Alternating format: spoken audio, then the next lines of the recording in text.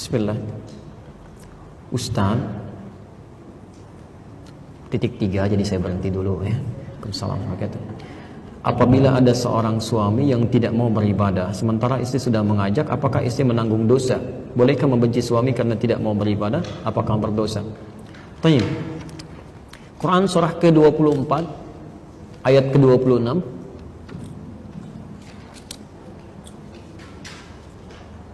Kemudian Quran surah ke-16 ayat 125. Sudah? Quran surah ke-24 ayat 26. Kemudian Quran surah ke-16 An-Nahl ayat 125. Sudah? Kemudian Quran surah ke-4 An-Nisa lagi. An-Nisa ayat 34 sampai 36, posisi paling kiri sebelah atas ke tengah, ayat 34 sampai 36. Sudah? Baik. Sampai situ dulu. Sekarang perhatikan Quran surah ke-24 An-Nur ayat 26. Al-khabithatu lil-khabithin wal-khabithuna lil-khabithat wat-tayyibatu lit-tayyibin wat-tayyibuna lit-tayyibat. Pelan-pelan. Buruk itu akan berpasangan dengan yang buruk lagi. Baik akan berpasangan dengan yang baik lagi. Itu fitrah hidup begitu. Bukan cuma pasangan kehidupan, dalam sifat kita pun begitu. Kalau bapak ibu suka bergaul dengan yang tidak baik, ya, sehingga muncul kosakata yang jelek, maka kosakata yang jelek ini akan menutup yang baik-baik, sehingga ketika akan bicara sulit menemukan kata-kata yang baik karena lisannya sudah terbiasa berbuat yang kotor, berkata yang kotor. Anda biasa melihat yang baik-baik, maka mata kita tidak akan terbiasa melihat yang jelek, tidak akan terbiasa. Nah, kalau ibu orang baik, ibu akan dipasangkan lalu dengan yang baik-baik lagi.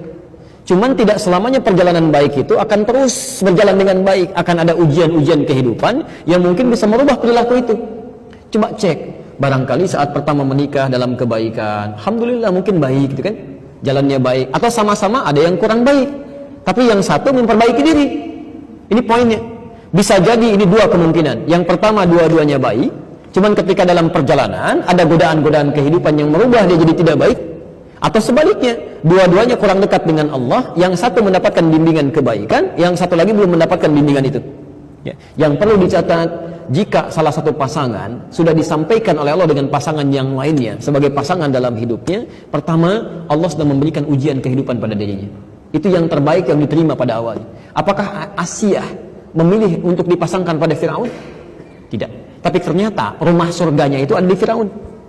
Begitu suaminya nggak mau dakwah, menyiksa macam-macam, sampai Allahu Akbar. Saya kemarin di Jawa itu membaca kitab Al-Hikayat wal Muhimmat, sampai Sayyidah Asiyah itu disiksanya luar biasa. Ya, dalam suasana panas karena tidak mau taat lagi, itu dikisahkan sampai-sampai Firaun memerintahkan diikat di lapangan terbuka, digelindingkan batu besar yang untuk menghancurkan seluruh dirinya. Ya, seluruh dirinya pada saat itu. Ya.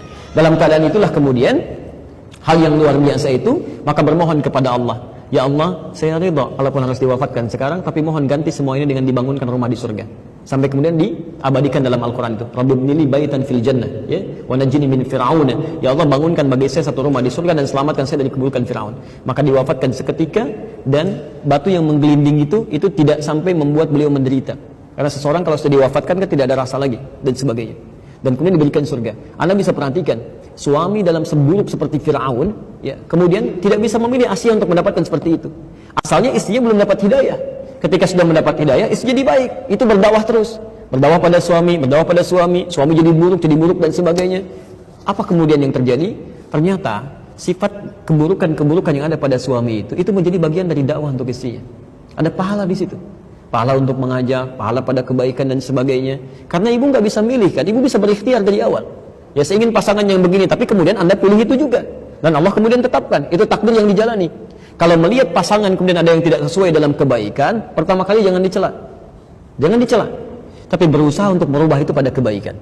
Caranya bagaimana? Caranya pertama dengan mendoakan dulu. Berdoa dulu, jangan langsung diajak. Ingat, pemimpin siapa bu di rumah tangga? suami. Apa sifat utama pemimpin itu? Sifat yang paling dominan. Apalagi? Ya egois, sombong, apalagi Pak? Ayo Ibu, Masya Allah, ayo keluarkan hari ini. Bukan, sifat utama suami, sifat pemimpin yang paling dominan itu tidak mau dipimpin. Itu sifat pemimpin yang paling dominan. Hanya menerima usulan, tidak menerima saran. Ya. Makanya kadang-kadang ibu suka keliru kalau ingin ngajak suami, jangan memberi saran, berikan usulan. Karena jiwa kepemimpinannya biasanya mendorong dia untuk tidak menerima saran, itu selalu ingin lebih tinggi itu. Biasanya begitu, maka masuk lewat usulan-usulan, masuk dengan kelembutan.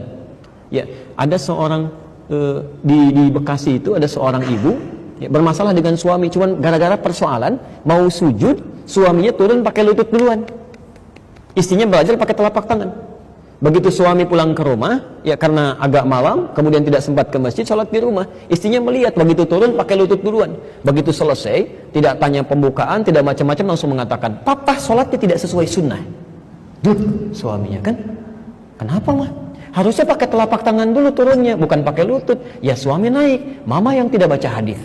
Padahal dua-duanya nggak baca, tidak baca. Besoknya ketemu dengan saya suaminya. Padahal itu berada di kitab yang sama, cuman beda 2 nomor. Yang pakai lutut pakai di nomor hadis 838 di Abu Daud dari Wa'il bin Hujur, yang pakai telapak tangan nomor hadis 840 dari Abu Hurairah. Cuman beda 2 nomor. Satu sebelah kanan paling bawah, satu sebelah kiri paling atas. Ibnu Qayyim Al-Jauziyah memilih menggunakan lututnya, Syekh Al-Albani menggunakan telapak tangannya. Dua-duanya boleh.